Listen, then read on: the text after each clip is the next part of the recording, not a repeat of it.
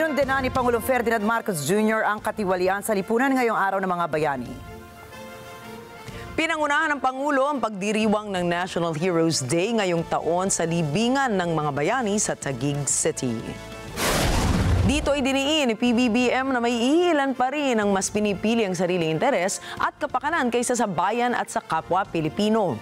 Tiniyak din ng Pangulo na pananagutin ng kanyang administrasyon ang lahat ng sangkot sa anomalya at katiwalian. Hindi lang pagpapalakas ng ating depensa ang kailangan natin tutukan upang maalagaan ang ating kalayaan.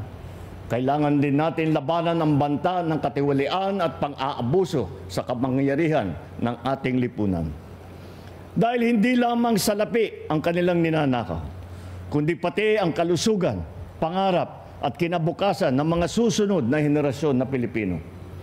Kaya't hindi natin dapat ipagwalang bahala ang maliliit na panlilinlang sapagkat kung paulit-ulit ito'y pinapalampas natin, unti-unti nitong sinisira ang ating lipunan nang hindi natin namamalayan. Nagbigay pugay rin si PBBM sa mga bayani at maging sa mga unsung heroes na hindi na itatak sa kasaysayan ng bansa subalit nag-ambag ng malaki para sa pagtamo ng kasarinlan ng bansa at ng mga Pilipino. Isa sa mga ito si Teresa Magbanwa o Nanay Isa, ang tinaguriang Visayan Joan of Arc na noong taong 1898 ay ipinaglaban ang kalayaan ng bansa.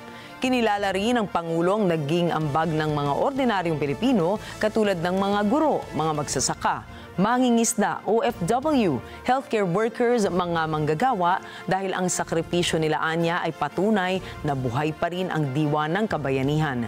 Ngayong taon, ang tema ng Araw ng Mga Bayani ay nakaangkla sa temang isang diwa, isang lahi, isang bayan.